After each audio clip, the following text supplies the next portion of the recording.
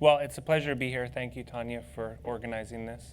We just wanted to get together and talk about modern New England cuisine and where we think it is, where we think it's going, and drink some water. We wanted to drink beer, but they wouldn't let us.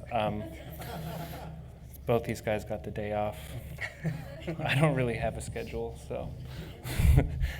So Matt Jennings, on my right, was born and raised in Boston.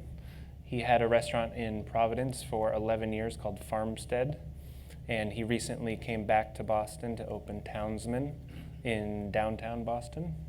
About 3 months ago, it was just voted best new restaurant in Boston. Nico Monday, born and raised in Northern California. He worked at Chez Panisse for 6 years with his wife, where he fell in love with her. Everything I read about you, he fell in love. They fell in love at Chez Panisse. It's a fairy tale. Everything is so beautiful at Chez Panisse. It's like such a beautiful. So anyway, they moved out here to Gloucester, where Amelia is from, to open first the market on Lobster Cove. One of the most beautiful experiences of just getting to that restaurant. Yeah, jumping off the bridge. It's not on the way to much. It's on the way to the restaurant. Yeah, That's where you go. Exactly. And then it's, as he said, it's literally falling off into the water. After the market, he decided to take his passion for wood-burning ovens, which we actually all share, to the market, where they serve pizzas and oysters. Short and mean. Sorry, what did I call it? The market. Do you have a wood-burning oven at Townsman? No, I don't. I wish I did. I wish I did. You have a smoker. I have a big smoker. Couldn't have wood with 250 residential units upstairs. Yeah, that's a long. They didn't want that. Yeah. And to tell you about myself for a moment, I grew up on Martha's Vineyard. I currently operate my grandmother's farm. She turned 100 2 weeks ago. Still feeding her very well, and she's keeping us all very well entertained. I most recently ran a restaurant in Martha's Vineyard called the Beetlebung Restaurant, where I built a wood oven, and I took it with me when I left. Good call. You got to pack them up. When That was my severance package. And I just published a cookbook, my first, the Beetlebung Farm Cookbook, came out June 2nd. It's on sale here today. So I just wanted to get together with these guys and talk about seafood, oysters, cooking, New England. We served oysters today from my friend Roy. Roy is someone I admire because he wears sweatpants all the time. And don't you want to wear sweatpants pretty much? Leisure suit. Yeah. Okay. Well, with an apron, nobody really knows what you have underneath there. But oysters are this quintessential New England food. They're so decadent, and they're also so plentiful, and they're fun to get. They're easy. They're not very easy to eat, but they're easy to eat. And sustainable. One of the most sustainable things that we have up here in the. Yeah, and so we wanted to serve oysters, for you guys to bribe you into coming, and you guys both serve oysters at your restaurant, and so that's where we're going to start. There we go. What is your first oyster memory? Well, I don't really have. I don't recall having a first oyster memory. I mean, I have more of a first clam memory than anything else. Which is going out and getting quahogs with my dad. Did you ever dig for razor clams? Yeah. That's Stepped on dangerous. razor clams. Yes, exactly. They're Stepped on aptly razor named. clams. Do you have razor clams up in Gloucester? We do. Yeah, there's a few left out there. Yeah. They're very speaking of sustainability, they're very sensitive to any sort of changes in toxicity of the water, et cetera. So they are disappearing. We were getting them from Island Creek, guys. Had them most recently. Yeah, Ipswich area still has some. Yep. Yeah. This winter moved around some of the clamming flats, and there's actually a huge clamming flat just developed over the winter, right in front of the market, and the guys have just been out there going nuts. We were having such a hard time getting any shellfish so late into the season because the snow pack and the ice was still, covering all the mud flats, so they couldn't even clam. And then when all the snow melted, everything was broken. Yeah. It's kind of like having a farm. Yeah. You wait and wait and wait, and then you're like, oh my God, it thawed, and then your tractor's It's the big broken. letdown. And it's true. But Nico, you were saying, Nico, again, came from Northern California. I have to say, your godmother is Alice Waters. Probably grew up sitting on the bar at Chapinese eating oysters. I did, yeah. Yeah, And- spoiled rotten. And coming out, and he also said, there's only one way to eat an oyster, Yeah, I mean, it's out so- of Alice Waters' hand. Yeah, that's not what I said at all, Chris. No, we were talking about whether you like to cook oysters or whether you like to just eat them raw or any different preparations. And for me, it's one of the most, the most perfect foods that comes with its own spoon, and you just like do as little as possible to it. Especially when you're pulling them right out of these waters, like a little mignonette, and that's all you need, if that. What do you drink with it? Well, I mean, we were going to get a case of Tecates and just go to town after them, but we drink a lot of rosé up at the Market Restaurant out on the deck. Yeah. And that for me is also a really wonderful childhood memory. I don't know if that's okay to say, drinking rosé is a childhood memory, but eating oysters and eating everything growing up at Chapinese. There was usually a bottle of rosé close at hand, and you're standing up on the cooler making pizzas, before you could see into the thing. And every spare moment that we had, there was this place, Tamales Bay Oyster Company, to kind of answer your question about your first oyster memories. I don't remember the first time I ate one, but I remember going up to Tamales Bay and just sitting on the funky old picnic tables and watching the guys pull bags right out of the ocean. And I just knew, it was like, that is how that is meant to be done right there. And that's, I think haven't changed my philosophy. it's interesting on the vineyard, and that's what we call where I'm from, or the island, actually, because then you're not referring to anywhere else. If you're talking about the island, you're not talking about Nantucket. I know there's a big, you want to make sure that you're not associated with Nantucket. That's how vineyarders are. It's Yes. like, Matt spent some time on Nantucket. there's Martha's Vineyard, Actually, there's everything else. Your first cooking job was on Nantucket Was. at a grocery store? I guess Well, that's no, not I was cooking. like, I was a stock boy first. Like, I would fold the papers on Sundays and put the sodas away. And the guy who owned that also owned an adjacent cafe. So I'd like leave work and walk by the cafe, and all the cooks were getting ready for service. And I was like, oh, it's so cool. Got to get in there. Yeah. And he'd be like, maybe next year. And then finally, a couple years later, I was peeling onions and scrubbing dishes. Well, that's the thing about growing up on the Cape, and we're close enough here, and Gloucester has it too, but you're surrounded by the most incredible ingredients. And there's less woods on Nantucket and than the vineyard. There's a lot more deer, basically, that on the island. But you can't, I was just thinking about my childhood going out in the wintertime, and Nico came out and visited me once, and he's talking about how everywhere you went, somebody had a bucket of clams in their garage or in the back of their truck. Or we actually went oystering together after a big rainstorm, a huge rainstorm, and the shellfish warden came down. And he wasn't mad that we were getting the oysters. The pond was actually shut down because when you get a certain amount of rain, bacteria goes into the pond. And he said, you're gonna have to, you can't keep those. And we're like, all right, we'll just dump them back. And he was like, no, put them in the back of my truck. I'll take this. I got that. But growing up, wintertime especially, my dad kept a bucket of oysters, a bucket of clams, but during hunting season, they were in the garage, and in the garage, he hung his deer. So at night, he'd be like, if you wanted clams, and it's hard to shuck a clam, period, and you've got little hands, and you don't quite know how to do it yet. So you go in the barn, and you'd just be like pinballing off of these venison, these deer hanging. Carcasses And then hanging. you'd have to find the light switch, and then you carry the clams back in.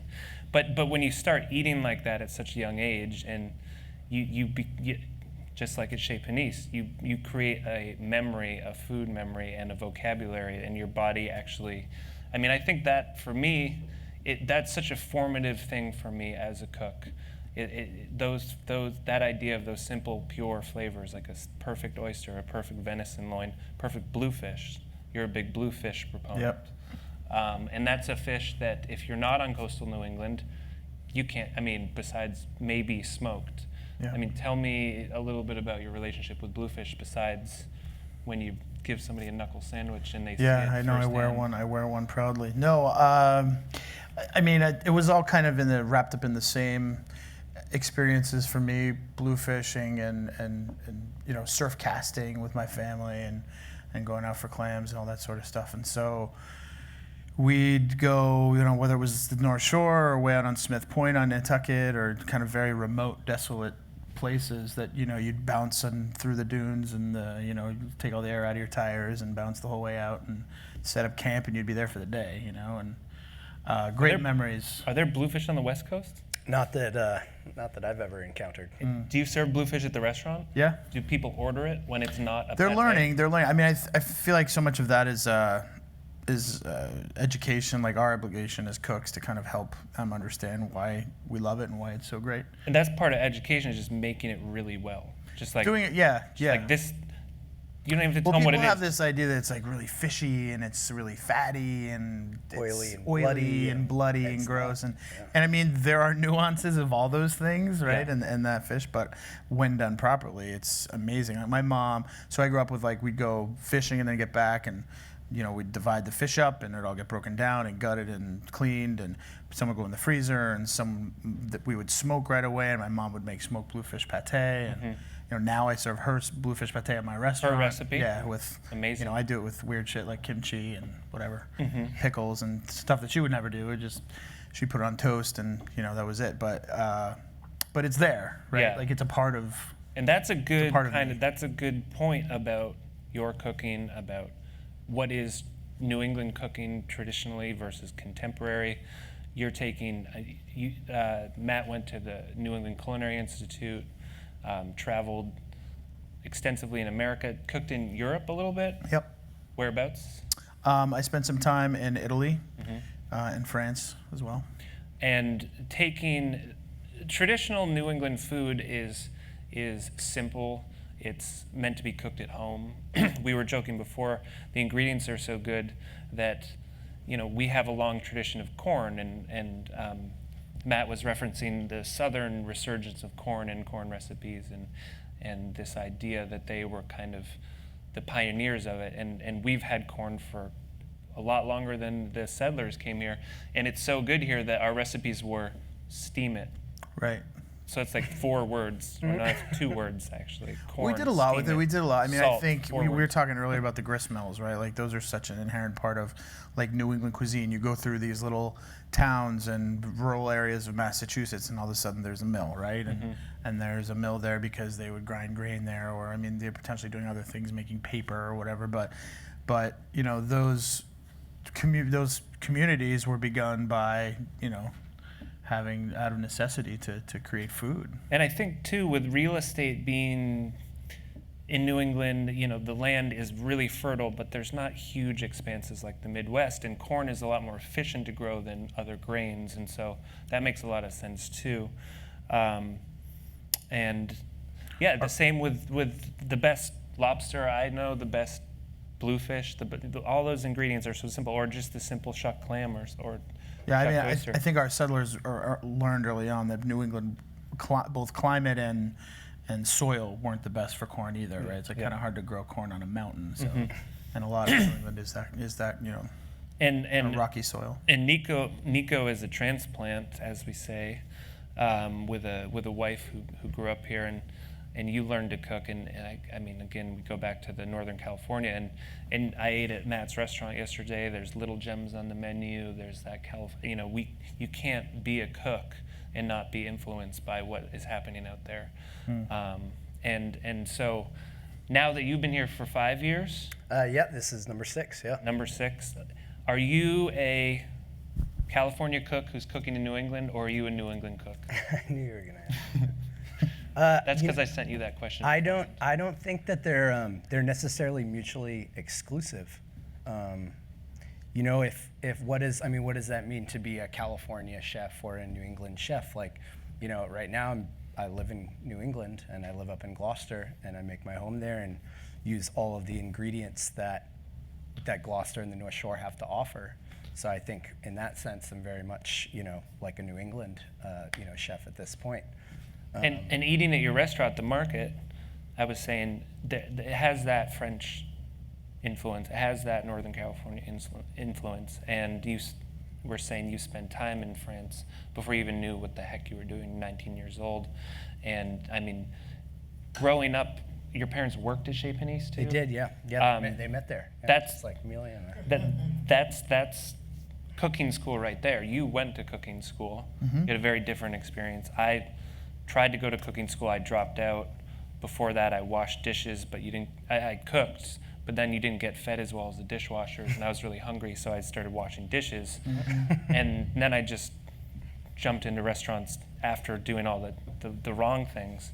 Do you feel they're very different journeys, but what's your feeling on culinary school? Like if a kid drops out of high school or graduates from high school and doesn't know what he wants to do, would you tell them to go to culinary school? It's hard. I mean, we have that conversation internally a lot, and I mean, we get as many great cooks out of culinary school as we do get shitty ones. I mean, it's all a matter of what you put into it and if you really want to be doing it. I think the kids or I shouldn't call them kids because they're not all kids, but I think the students who go through culinary programs, either, it's like any other career, you're either going to blossom and find out that that's really what you want to do, and then it'll every day is, a joy to a degree, or you're just doing it because you don't know what else you want to do. But I mean, for me, it was great because I didn't make it through regular college. Yeah. I made it through 1 year, and that was it. Yeah. That's all I could handle. Was all administration could handle. They said, "Get this kid out of here." And so I took a year off, and I went back to this, place that I had grown up working in the grocery and in the restaurant. And I said to myself, "What do I know how to do? I know how to cook. I love to cook.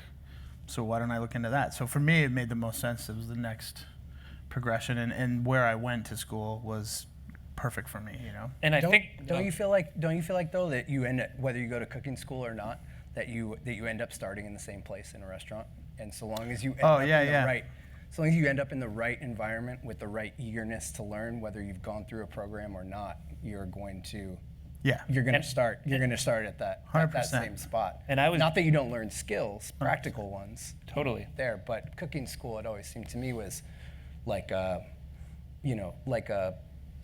you were going to get the real experience hands-on, whether you knew what you were doing or not. Yeah, I think though that's the liberal decision that I couldn't make at that time, because I needed the safety of at least knowing that, if this thing, I didn't know where to go, right? As a cook, I didn't know where to go work or who I should look to as a mentor or any of that stuff. And or if I even knew that I was really going to want to do this, 80, 90 hours a week. Yeah. So I kind of needed that ability to figure it out. I think no matter what, most successful chefs that I know got a foundation somewhere. So you got a foundation in cooking school. Yeah. You had those skills. I got a foundation under Mario Batali at Bavo, and that was like my most focused time, 2.5 years solid. You had a foundation, which sounds like France, but obviously then 6 years at Chez Panisse. I mean, before opening your own place. And I mean, that's the biggest thing is if you have the foundation, then there's the question of, is it better to stay at one place or jump around and take these influences? And I also was lucky enough to cook under the umbrella of Alice Waters' world and Fergus Henderson's world, and I see a lot of Fergus's influence in your love for pork, and Keith McNally and Mario, and I was very lucky to cook for these great people, and you steal a little something from each one. Absolutely. And I think the bottom line with all of them is give somebody a glass of wine as soon as they walk in your restaurant. That's what we've learned. Yeah, right? Yeah, 30 some odd years. Wouldn't of be there experience without them, right? So give them what they want. So yeah, and we've all jumped around a little bit, and now, looking at the influence, and I'm gonna use you as an example of being in Providence, being a New England guy, and coming back to Boston and getting a lot of attention for a big, exciting new restaurant. You're taking traditional New England flavors, you're taking traditional New England ingredients, and adding so many different, I wrote down, I probably can't find it right now, some of the ingredients that you're using, from Nduja sausage, am I pronouncing that right? Yep. Which is actually a raw, extraordinarily spicy pork sausage, and help me out, blood oranges, coconut milk, Yeah. Shiso leaves, yeah. Middle Eastern influence. And I was trying to classify some of your influences, but then it's just a global cuisine, and we live in a global world thanks to people like Google and the rest of Anthony Bourdain and media and all of that. And so here you are, a young, influential chef doing a New England brasserie, and it's exciting because there kind of aren't any rules in certain ways. I mean, do you feel that way, or do you feel like you have to appease? Well, I mean, I think I just kind of have reached a point in my career where I really don't care. Like I think I spent a lot of time in my early 20s. So I opened my first my first business when I was 25, and it started off as retail. It was artisan food showcase of sorts, charcuterie, cheeses, olive oils, pastas. And then we opened the restaurant a couple of years later, which was right next door. So I could run back and forth and if somebody was in the shop and staring at something on the shelf and was like, the hell do I do with salted capers? I had the ability to go in there, grab something, be very improvisational. But I think always really kind of conscious of wanting stuff to be, had to be a certain type of food, very well designed and integrated into the greater kind of ethos of the restaurant and shop. And now, I think it's not to say that it's not as thoughtful, but I feel like I'm It's more thoughtful because you have more references. Yeah, I think I'm So you able to have just this kind of Rolodex. cook the way that I want to cook and not worry about what people think about it. And typically, I think that's when it actually gets really good. And that's when more people start thinking about what you're doing. What about Well, and you? that's what I think what you're getting at is you cook what you want to eat. And Yeah. You cook, you wake up. At least for us, with a daily changing menu that's very small, it's hard to appeal to a mass number of people on a daily basis, whereas it's like you come up with a simple formula that you're going to kind of cover some bases for people, but at the same time, we wake up in the morning and just I'm sure like you talk to your fish guy and you say, hey, what's looking good today, and Yeah. you look at what is coming in from the farms that day, and you say, okay, And that's the what difference do we want to have for dinner? Freedom. between cooking with local ingredients and cooking a local cuisine, especially when a local cuisine is not traditionally a restaurant cuisine. Yeah.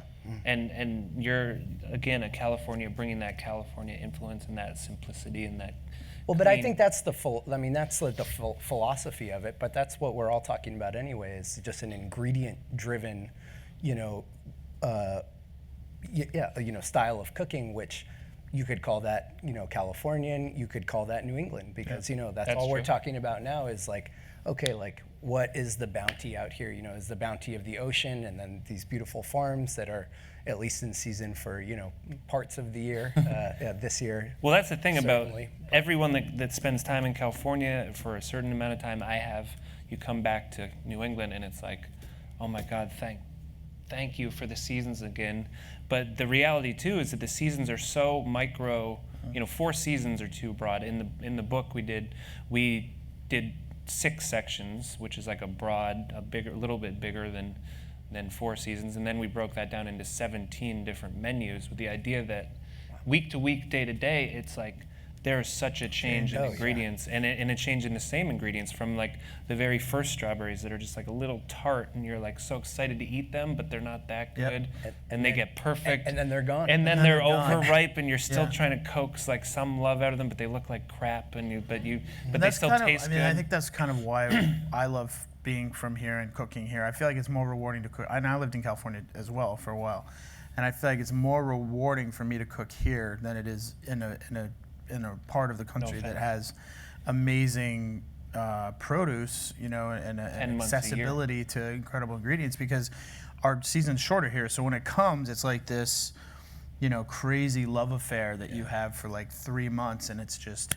When snap peas first come, it's like they're they're all over the menu, Oh, yeah. right? Or like 3 pickling weeks them. or 3 days. Yeah, or however long you can get them. But Exactly. you're pickling them, you're whatever, you're putting them in your pasta, you're doing all sorts of stuff, and then they're gone. Yeah. And then it's on to the next thing. And I feel like for me, I just love What- that. My favorite time of year is like September, October, when we're getting tomatoes, but we're also starting to see squash, and you're in that shoulder season, and you're like, oh yes, I I had the There's bounty of so everything much. at the same Cornucopia, time. Yes. You can put pumpkin and tomato on the same dish, and people are like, what? Radishes and beets and green Yeah, tomatoes. it's amazing. I'm trying to think, what ingredient is out right now that you're so excited about that's going to go away really soon? Berries right now. Berries, strawberries? And blueberries are just starting right now. Yeah. Yeah, and the very, beginning of like raspberries and black Are raspberries. you seeing those happening. already? Yeah, we got them in We're our little- backyard. Wow. I'm thinking of peas. Like we are at the end of the pea season, and they're starting to get woody. Yeah. And chervil is on Yep. its way out. Are there fava beans? Are you getting fava beans? I That's get- a very California ingredient. Yeah. And you had favas on your menu too. Yeah, the end of them. Yeah.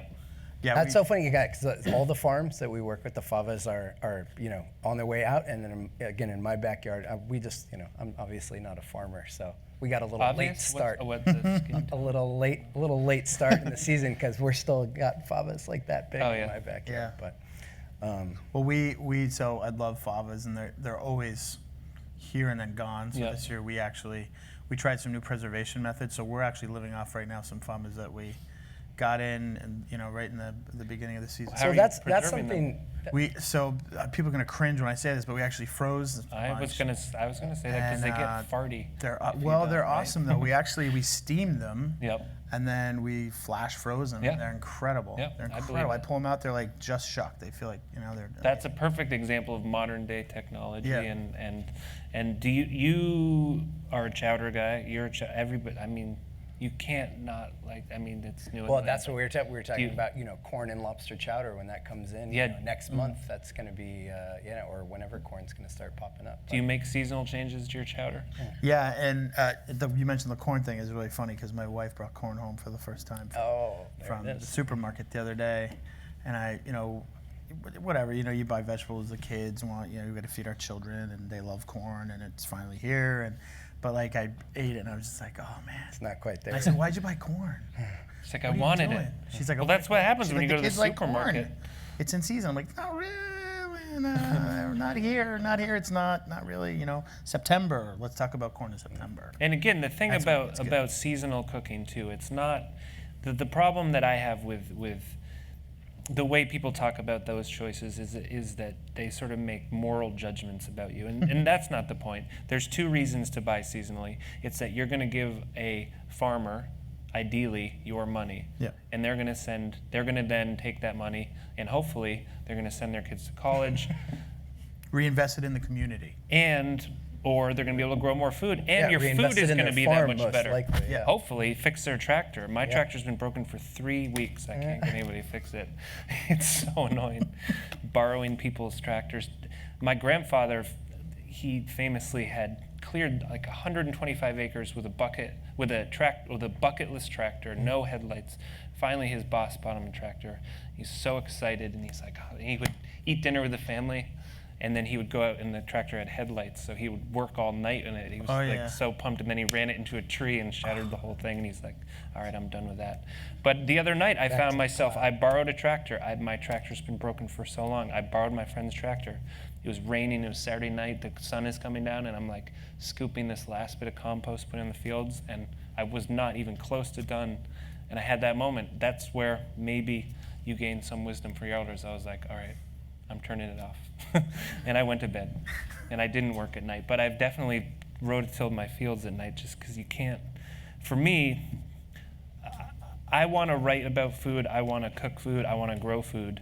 There's not enough hours in the day for any of that. And so, you have to pick and choose your battles. And last year, running the restaurant, writing the book, and cooking was very fruitful in many ways. But Do you think that you'll go back to professional cooking at some point? yes, definitely, certainly. And I spent the winter in Japan actually, doing some work, helping to open some restaurants there. And that the correlation between the ingredients and especially my last few weeks there on an island in Japan, simple. It's the only place that I love eating oysters for breakfast. That's like the best thing in the world. Mm-hmm. Oysters, clams, any pure protein, and it's like. I stayed on this island. It was like, for breakfast, it was rice, raw fish, and a poached egg, and some seaweed. It's like that's the thing about. And I referenced it before. My grandmother just turned 100 years old, And when you work on a farm and you're outside all day and you're growing the food and you're taking care of the soil, your food is that much more nutritious. You're getting the exercise you need. You don't have to go to a gym. You're not stuck indoors, and it's so good for you. And I mean, that's the third part of eating seasonally, is that especially seasonally and locally. And again, there's many reasons for eating locally, but if you're living in an area and you're eating honey, your local honey, your allergies are less. You know, The reasons are the reasons are infinite. yes. Yeah. So, I think being a modern day New England cook, chef, whatever you are, however you want to influence, however you want to feed yourself or your family, I guess we all agree that there aren't that many rules, and hopefully restaurants are going to have some influence in that conversation. Hopefully the literature that's coming out in the books from the area, there's a lot of exciting New England cookbooks, and just keep supporting farms. Yeah, well, I feel like I know there have always been, it sounds like, especially like your rich, heritage on Martha's Vineyard there, that, it has always been a rich farming community. But I feel like on the North Shore, where we were, opening 5-6 years ago, like there was just more and more like really young entrepreneurial, farmers just coming out of the woodwork every day, and it's been really fun to kind of watch that grow. Well, that's the nice thing too along for you. with the restaurant. Growing up in Northern California, growing up in Alice Waters' world, those chefs were the first celebrity chefs, and they celebrated Bob Kennard. Yeah. And then Bob Kennard, he's the farmer there. Then you start celebrating the farmers, and I feel like that's where we're at, and so that's a great progression. New England's hard because you have, right, the land expense is so much greater. And than farmers are other pretty places. grumpy. And farmers, yeah. For good reason. For good reason. No, it's true. But and it's very hard to find, affordable land, right? So now, thankfully, there's all these new land leasing programs and The land trusts, opportunities, yeah. land trusts for them. But it's challenging. I mean, for people who don't, are fortunate to have grown up, on a farm or Yeah. have family property. It makes it a really challenging, career. It's challenging for every reason. I mean, in general, yeah, exactly. But then it just is compounded by all that. All right, well, does anybody have any questions? I can't see you, but I have a question. yes. So you talked about getting your ingredients based on the seasons and so forth. What do you do when there's 7 feet of snow for 3 months at a time? Yeah. I'm really But glad. I'm really glad that we're I'll just tackling repeat the that. question in case it's what do you do in the wintertime when you're a seasonally driven restaurant or a seasonally driven human being? And there's many ways to preserve food. A lot of them are labor intensive. There's freezing. There's I know an old farmer, Ralph Sherman. He lives down the road from me. He grows beautiful, beautiful food, and he's about 85 years old. And when the corn comes in, he'll grow as much as he can, take it off the cob, blanch it, cryovac it, and goes in the freezer. He'll eat some of it fresh, but then he keeps storing it up. That's a very labor-intensive way to do it. But there's also I know for us up, the Market restaurant's a seasonal restaurant. So 5 years ago when we opened that, we never had to deal with that. And 2 years ago when we opened our year-round restaurant, we had to make really conscious decisions about that. And where we ended up was the concept that we thought would allow us to still kind of stay true to the ethos, of really, doing ingredient-driven stuff. And so it's a big raw bar and a wood-fired pizza oven. And the seafood and the shellfish, if anything, just gets better, provided it's not an iceberg field and people can get at it. you can eat vegetables in New England up until Thanksgiving easily. Yeah. December you can still find them. Oh, and then we were talking about root cellars too. We Yeah. lived off of one of our farm's root cellars for the rest of the winter, and we put up stuff. One whole wall of the restaurant's just, that beautiful season you Pickles, were talking about preserves, and yeah. in Tomato September, sauce. when all the farmers are unloading, those last 400, 500 pounds of tomatoes Yep. on you, and then also I'll take them all. take them all. And the other thing that's nice too is if you really are going to stick to your guns in January and February, and you're not completely depressed from all of the snow, is like eat a lot of protein and eat a lot of simple food, and even beans. You know, there's a resurgence of beans in New England, and a lot of them can be dried, and you can find those, especially in Vermont. And there are those sources. We're drying beans actually already at the restaurant. We have, kind of the rolling racks with the sheet trays, and as soon as those beans start coming in this summer, the shelling beans, just start What drying out. varieties? Wow, we did this last year. We did rattlesnakes and devil's tongues and all sorts of beautiful like heirloom beans beans. and Yeah, all sorts of stuff. cranberries and I'm gonna grow marfax these. and Yeah, there you I'm go. not, and there's all no those- bones all about those sorts this. of- And as soon as they come in, they kind of, we use some fresh, and then we'll put the rest on the drying racks and put the fans on them. And come September, October, November, we've got local beans. It's great. But it's a challenge. But it's a lot of work. I won't Definitely a pretend that challenge. it's not a challenge. But Yeah. it's cost effective too. I mean, you really save a lot of money, especially when you buy something in bulk. And any other questions? You mentioned in passing that a passionate chef works 80, 90 hours a week, and I want to know if that's really what it takes. And also, which nights do you take off? I heard Sunday nights are not good nights to go to restaurants. I think in any profession, you guys work in a very competitive field.